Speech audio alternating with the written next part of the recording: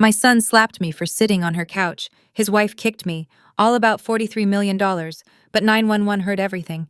So did my lawyer. This isn't your house anymore, old woman. You sit where I allow you to sit. That was the first thing she said to me as I lowered myself onto the edge of the couch. My couch. The same one I bought in 1984 with my first full year's earnings after my husband's stroke. Mahogany wood, carved lion's feet, imported cushions. I had it made to order by a man in Pennsylvania, who signed his name beneath the frame. For 40 years, no one sat on that couch unless I offered them tea first. It had seen Sunday prayers, Christmas mornings, and Andrew's first broken heart. But today, in Clarissa's living room, that couch sat under a chandelier I never bought, against walls I no longer painted, in a house I no longer owned. I sat anyway. I reached out and touched the armrest. The carving was faded now. Lacquered over in some glossy varnish Clarissa must have ordered off some influencer's Pinterest board. There were no scratches anymore, no trace of the mark my wedding ring had made when I collapsed onto it after my husband's third seizure. She had scrubbed me out of it detail by detail. She came closer. I could smell her perfume, sharp, synthetic, expensive.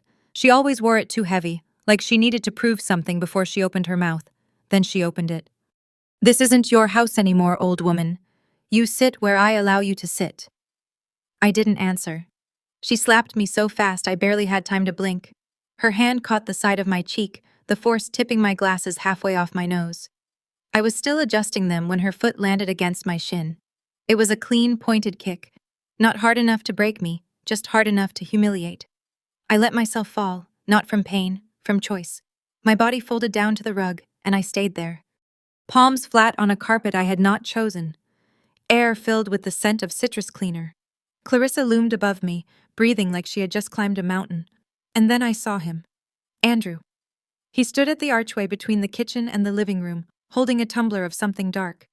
Bourbon, maybe the same way his father used to hold his guilt.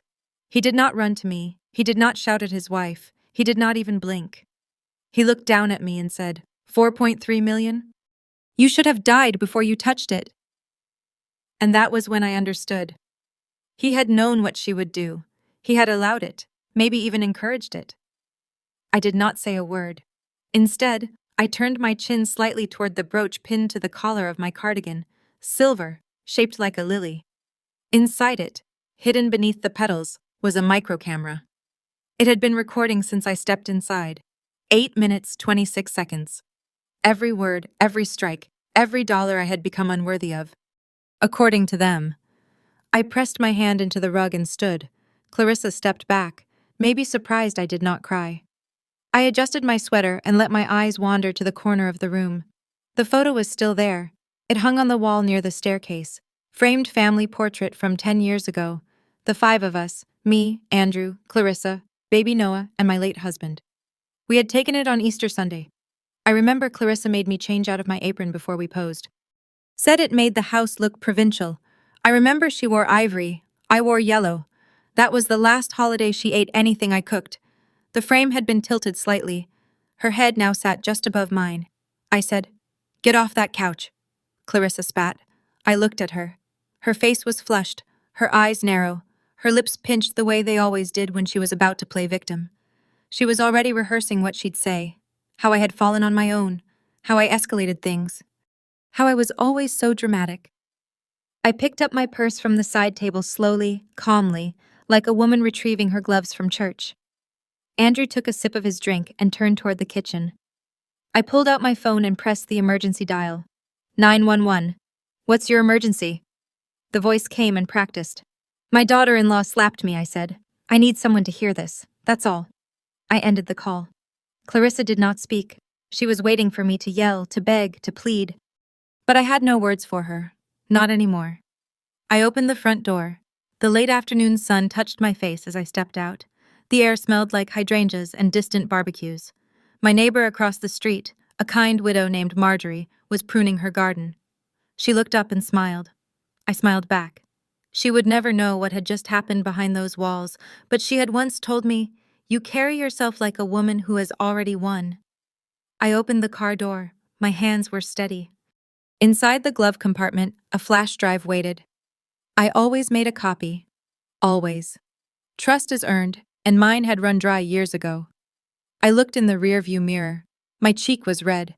My lips pressed tight, but not trembling. My eyes, his eyes were wide and clear. She thinks I'm weak, I whispered. Then I smiled. Let her keep thinking that. That night, I brewed a pot of green tea and sat in the sunroom of my apartment, the one I bought in my own name with the last of my mother's inheritance. I watched the river move slowly through the dark. It had rained earlier, and the current was quiet like it was holding its breath. I sent the footage to Mark, my lawyer. Along with it, I typed one sentence, Clause 7, effective immediately. Then I turned off my phone and I slept like someone who had just walked through the last door she would ever let them close. People think betrayal happens in a single moment. One sharp turn, one loud fight, one cruel sentence. They are wrong. Betrayal is slow, like water through wood. It warps you over time. The first time I signed something I should not have. Andrew was 12. I had just mortgaged the ancestral home, my parents' house, the only land we had left to open a corner diner in town. He needed braces. His father had just lost mobility in both legs. We were living off what I could make cleaning motel and baking pies out of a shared church kitchen. The banker told me, if it fails, you lose the house. I told him, if I do nothing, I lose my husband. He never asked again. I named it June's Table. Not after me, after the month we got married. The only month in our lives where nothing bad happened. I opened that diner 6 days a week. I cooked through fevers. I smiled through funerals. I served soup to people who once called me the janitor's wife. That place fed our mortgage, paid for school supplies, and put Andrew in band camp when his father could no longer walk to the auditorium. Clarissa came into our lives just after Andrew turned 23. She wore her ambition like perfume, strong and unmistakable. She said the right things, called me mom, complimented my green bean casserole, but never once offered to wash a dish. Not even when my husband started bleeding through the sheets. 9 years I cared for that man. 9 years of lifting, bathing, changing sheets, massaging sores, speaking for him when he forgot how to speak for himself. There were nights I would sit by his bed and whisper the same bedtime prayer I used to say over Andrew, just to keep my voice from cracking. Clarissa never touched a towel. She called the hospital once when I was late to bring her mail. Andrew told me she was overwhelmed. She's not used to this kind of illness. He said neither was I, but I did not get to opt out. We buried my husband in spring. A quiet funeral, mostly family. Clarissa wore white, said it was a color of peace. She cried into Andrew's shoulder and did not say a word to me that whole day. A year later, they asked to move in. Just until we save up for our own place, and Andrew said. I said, yes, of course I did. They were my only family. I made up the guest room. I left the drawer empty. I even made space in the kitchen, though Clarissa brought her own spices and never touched mine. I knew things had changed when she started locking the door to the guest bathroom, but I kept quiet. It was a Tuesday. Rainy, cold, when Andrew came into the kitchen with wet eyes and shaky hands. He sat at the table like a boy again. Mom, he said, I need to ask you something, and I hate that I have to. I stopped washing dishes. He did not look up, just kept wringing his hands. Clarissa won't sign the refinance if you're still on the deed. She says it's complicated. The lawyer says it's better if everything's in our name for now, but I swear it's still your house, Mom. I swear. I said nothing. Please, Mom. Just until we're stable.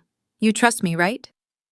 I stared at the same table where I had once iced his ankle after soccer practice, where I had taught him how to subtract with sugar packets, where I had placed my husband's pain pills, measured by hours, not milligs. He put his hand over mine. Mom, you love us, right? And there it was, not a question, a test. I nodded and I signed. I signed because I believed in blood, because no one had ever taught me the language of self-preservation, because I thought love meant handing over the keys and never asking when they'd be returned. After I signed, Clarissa hugged me and said, "This will make things so much easier." She never said thank you. That week, the locks were changed. They said it was for security. I said nothing. They moved their furniture in, packed mine into the garage. "We'll store it properly," Andrew promised. But by winter, my old couch was on Craigslist. The rocking chair my husband built gone. The wedding china boxed and labeled Misk. I told myself it was fine, that I was still welcome, that I had done the right thing. Then one morning, I came home from the market and my house key no longer worked. Clarissa opened the door 2 in and said, "Oh, Andrew meant to tell you we had to rekey everything, insurance reasons." I waited for her to hand me a new key. She never did, and I still said nothing. That night, I slept on a friend's couch. I told her it was just temporary, that Andrew would fix it. He never did. The next week, Clarissa sent me an email. Not a call, not a visit, an email. It read, "Going forward, please text before arriving. We're trying to preserve the space for our own family dynamic. I'm sure you understand." I read it twice, then I deleted it. And still, I told myself it was a misunderstanding. Silence isn't always surrender. Sometimes it's a strategy. I wasn't mute, I was memorizing. Every door they locked, every insult disguised as concern, every lie they told with a smile. I didn't speak because I was archiving. Because when a wound is slow, you do not feel the cut, only the scar. That scar would grow for 3 more years until the slap. But back then, I still believed him. Still believed in that trembling voice, those wet eyes, that quiet plea. "Mom, you love us, right?" I did, and I do. But love is not a deed, and trust should not cost a house. It started with a file folder. 3 months before the slap, I found it in the bottom drawer of the study desk. Clarissa had left the cabinet unlocked. She always said she did not trust old systems, so she backed everything up digitally, but she still printed things out of habit or paranoia. That day, while looking for the warranty paper for the dishwasher, she said I had probably broken. I opened the wrong drawer. Inside, 3 folders labeled neatly in her handwriting: asset transfer drafts, inheritance planning, and household restructure legal. My name was printed on only one of them as former owner. There were highlighted sections, lawyer comments, notarization drafts. I had never seen terms like power of occupancy, senior release of title, and something called a diminished capacity memo. I am no legal expert, but I raised 2 children, buried a husband, and ran a business for 14 years. I know when someone is preparing to erase you. I put the folder back exactly as I found it. Then I made tea. Not because I wanted it, but because rituals calm the hands when the heart is not ready to tremble. That night, I ordered a smartwatch with voice activation and encrypted audio sync. The model was simple, discreet, marketed toward hikers and solo travelers. I told Andrew it was a gift from a neighbor, a fitness tracker. He did not ask twice. Clarissa, on the other hand, had once ripped out the kitchen security cam after she tripped over the cat. "Your mother keeps bumping things and blaming me," she told Andrew while staring right at me. He believed her. The house became quieter after that. Not because there were fewer arguments, but because fewer of them were recorded. She started locking drawers, password protecting her emails, speaking in whispers when she talked to her attorney on speakerphone. I started pressing record when I woke up. The watch caught everything. Snide comments, financial threats, muttered plans.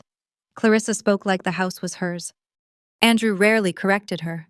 When I asked about overdue mail, she told me I was imagining things. When I noticed my prescription was missing, she said I had misplaced it.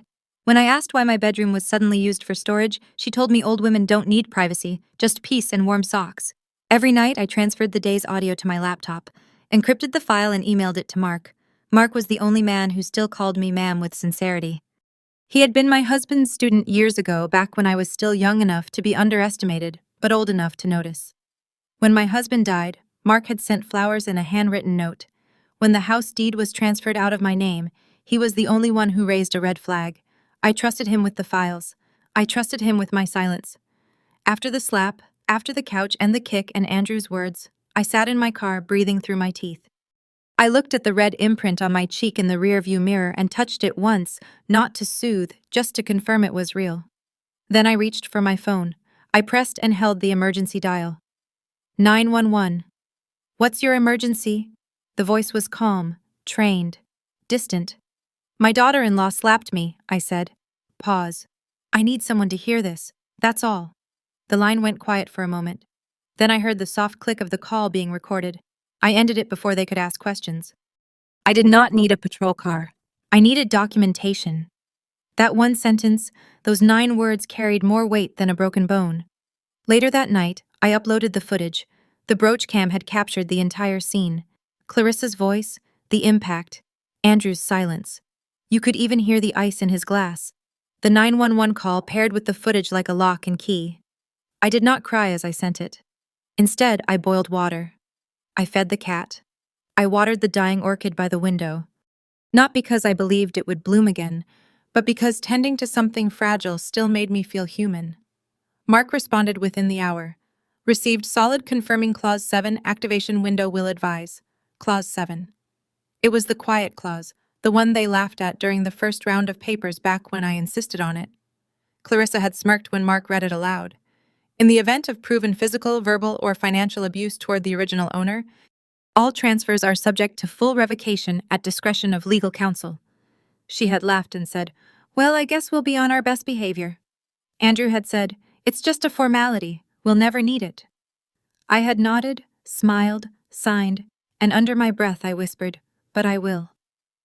The next morning, I got up early, cleaned the counters, swept the entryway, folded the blanket on the guest bed where they had made me sleep the past few months, after Clarissa said my joint pain groaning was keeping them awake.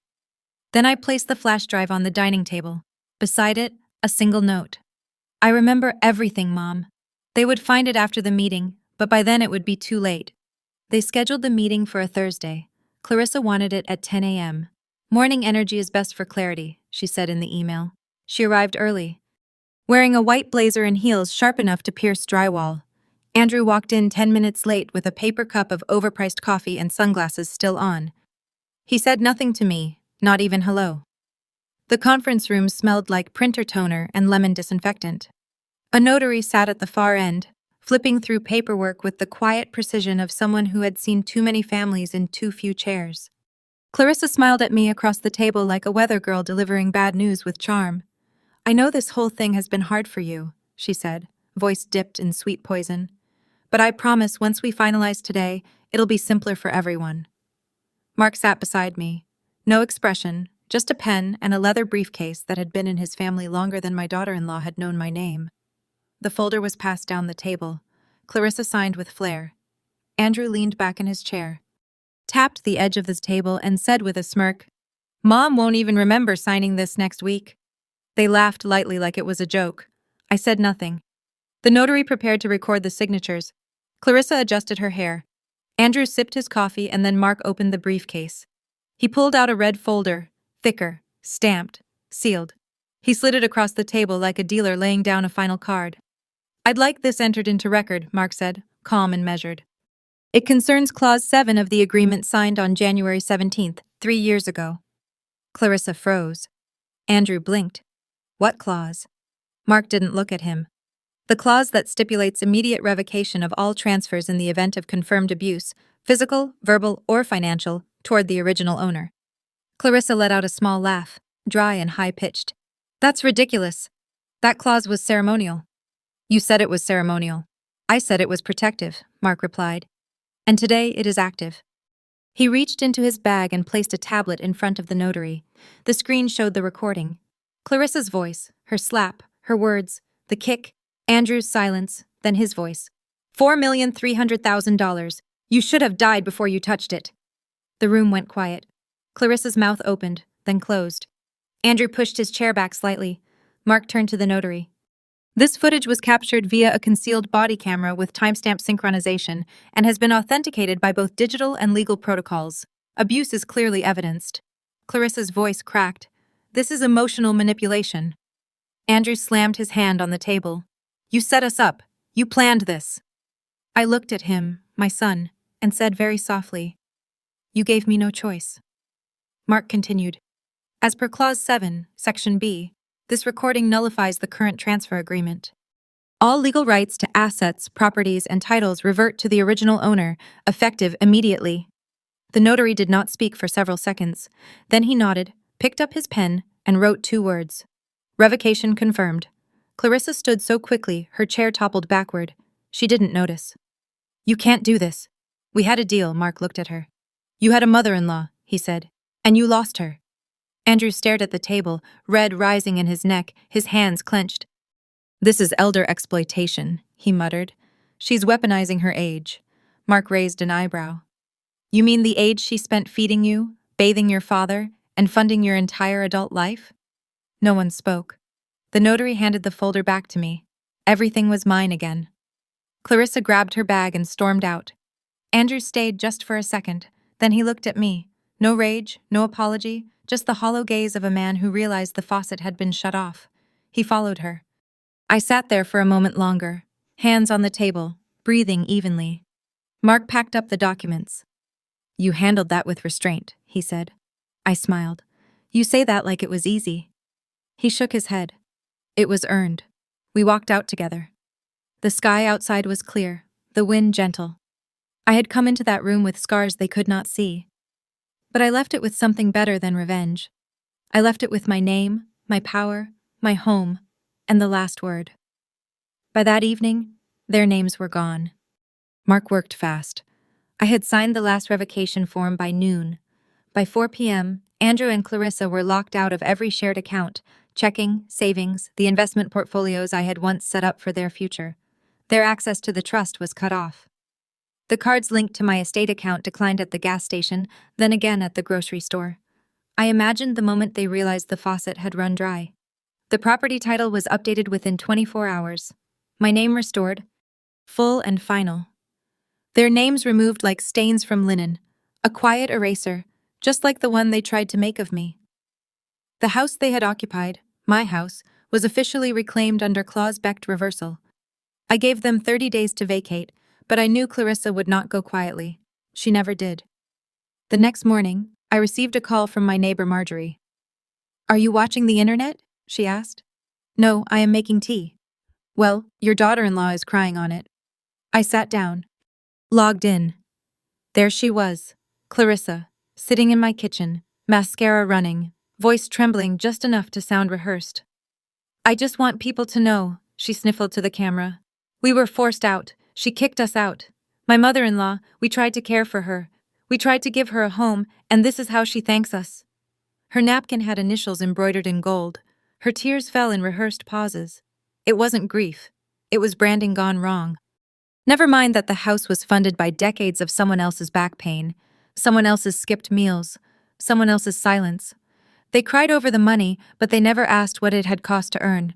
"She's old, she's confused, and now we're homeless." The comments poured in. At first sympathy, then silence, then something else. Someone posted the video. The video. The slap. The kick. Andrew's voice. "You should have died before you touched it." The brooch cam footage. The 911 call paired synced posted to a subreddit titled r/elder abuse justice. And from there it spread like fire. One user wrote, "They gaslit this woman, stole from her, hit her, and now they're crying on Instagram." Another said, "Imagine being this cruel and still thinking you're the victim." Clarissa's tear-stained live stream was stitched side by side with the footage of her hitting me over and over. 10 seconds, 15 seconds, slow motion, subtitled TikTok, Twitter, YouTube threads. My name trended, not because I asked for justice, but because I had recorded it. By the end of the day, Clarissa's PR clients, fashion brands, wellness apps, a few tech startups released statements. "We do not condone abuse. We have terminated all partnerships." Within 48 hours, Clarissa's personal website was taken down. Andrew lost his access badge to the Sterling Group campus, not because I told them to, but because the company's ethics clause allowed immediate disassociation upon verified misconduct toward a founding shareholder, which again was me. I sat on my sunroom couch, the one they had said was too outdated, and watched the numbers grow. Views, shares, hashtags. I did not comment. I did not repost. I let the truth do the work. They say isolation is the worst punishment. But I had been isolated long before that Thursday. I had been ignored at dinner tables, excluded from conversations, erased from decisions. What came now was not punishment. It was perspective for them. Andrew sent a short email 2 days later. "This was never what I wanted. You didn't have to make it public." I didn't reply because I had not made it public. Their actions did. Clarissa's Instagram went private. Andrew deleted his LinkedIn. I changed the locks again, not because I was afraid, but because I was finished. Finished asking for permission to sit in my own living room. Finished hoping my silence would teach them grace. Finished waiting. There was no ceremony to their downfall, no fireworks, just distance, and the knowledge that this time, finally no one could twist the story because the world had already seen it. And the world for once believed me. I asked him to meet me at Mark's office. Noah arrived 10 minutes early wearing a wrinkled button D-down and jeans too short at the ankle. He had grown tall in the last year, taller than his father had ever been. His voice had dropped, but his eyes were still the same. Curious, soft, watchful. He greeted me like always. A brief hug, one hand firm, the other hovering like he still wasn't sure if it was okay to hold on too long. "Grandma," he said, looking nervous. "Is everything okay?" "Yes, sweetheart. Everything's better now." Mark offered him water. Noah declined. We sat at the conference table. No press, no announcement, no cameras. Just a manila envelope in my hand and a conversation waiting to be had. I slid the envelope across the table. Noah blinked. "What's this? Open it." He did. The papers were clean, stapled, signed. A 25% share transfer of Sterling Group's equity, legally executed, irrevocable, and filed that morning. His fingers shook as he read. He looked up slowly. "Why me?" I smiled. Not because I was proud, not because I needed him to be grateful, but because it felt good to be understood before being asked. "Not because you defended me," I said, "but because you never needed proof to remember who I was." He didn't speak right away. His eyes welled up. He looked away, pretending to blink something out of his lashes, but there were no lashes in the way. That day after the slap, he was the one who found me in the driveway. Clarissa had already locked the door. Andrew had gone inside without a word. Noah walked out quietly, carrying a towel and a small first aid kit. He didn't say anything.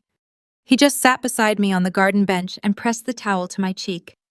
"Too much ice can burn," he had said softly. So I warmed it a little. He was 16. He did not ask questions. He did not record it. He simply remembered me as someone worth treating gently. 10 years earlier, when he was 8, he gave me a folded letter inside a red envelope for my birthday. I still remember the way he ran up to me, giggling, cheeks red with excitement. I opened it that night after everyone had gone home. It said in shaky handwriting, "Grandma, you're my safe place. Thank you for your hugs and your hot cocoa. I like when you pray for me. Don't ever move away. Okay? Love, Noah." I kept it in my wallet for a decade. The ink had faded, but the weight of those words never did. I watched him read through the documents again, his mouth slightly open, like the air had changed. But I didn't do anything to deserve this. I nodded. "That's why it's yours." There's something sacred in a young man who sees his grandmother not as fragile, but as whole, who doesn't wait for proof or bruises or public videos to believe a quiet woman can still be wrong.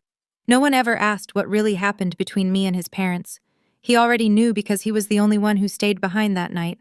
The only one who knocked on my door 2 days later with a bag of groceries and said, "Do you want to eat together, or I can just leave these? Whatever's okay."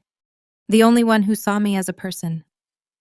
I told him he didn't have to do anything with the shares right away.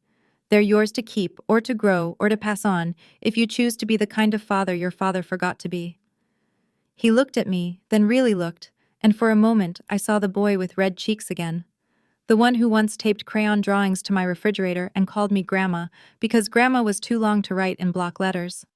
"I won't let you down," he said. "I know," I replied. We stood up. I hugged him tighter this time. No hesitation. Before he left, I reached into my bag and handed him something. The envelope, the one from when he was 8. His handwriting faded but legible. His eyes widened. "You kept this?" "I keep what matters." He held the letter like it was made of glass. Then he hugged me again, arms all the way around, like I would disappear if he let go. Later that night, I sat in my sunroom. Same chair, same tea. But something felt different. Like one thread of the fabric had been rewoven, stronger, quieter, unspoken. I had given away millions, but what I received in return was something money couldn't buy. Legacy, not in bricks or bank accounts, but in memory, in kindness passed forward, in the quiet reward of knowing that someone somewhere had been watching when the world looked away, and that someone chose to remember. The press called it a legacy move. I called it a promise kept.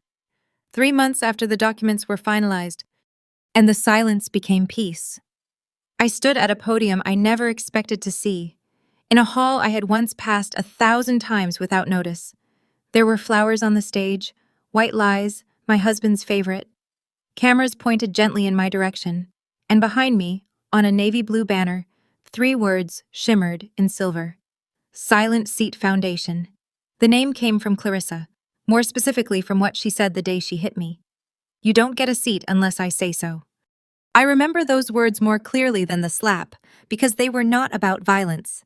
They were about eraser, about entitlement, about being told in the house I helped build that I was less than a guest. So, I decided to build something else, something louder than her voice, but spoken without shouting. I sold the second property Clarissa and Andrew had once planned to turn into a content house. I liquidated a dormant retirement fund I had kept hidden from both of them. Money meant for rainy days. Well, the rain had come, and it was time to grow something from it.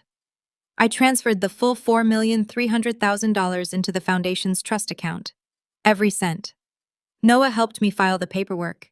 He insisted on learning every detail, not because I asked him to, but because he wanted to understand where it all went wrong and how we could make it right for others.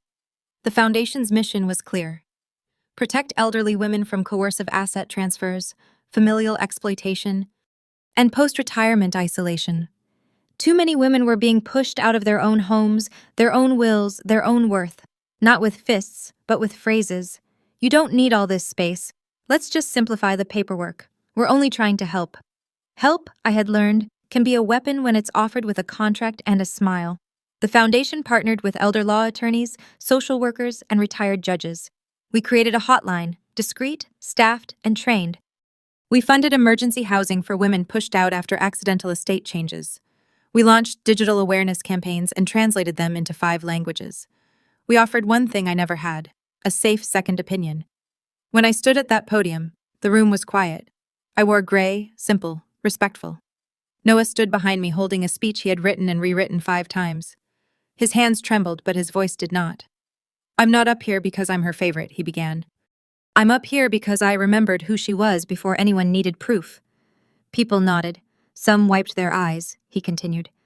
"My grandma never raised her voice, but the world heard her anyway. And now, because she spoke without shouting, thousands of other women will never have to beg for a seat at their own table." I looked down at my hands. They were the same hands that had once washed floors for tips. The same hands that had cradled a dying husband and signed away a home I thought would keep us together. The same hands Clarissa had tried to erase. Now they held the deed to something bigger.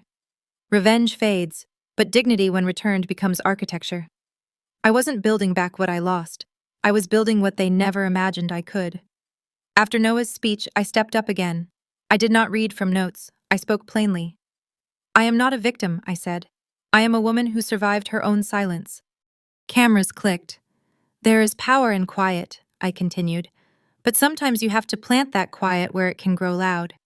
I told them about the couch, about the brooch, about the letter Noah wrote when he was 8 that I still kept in a drawer.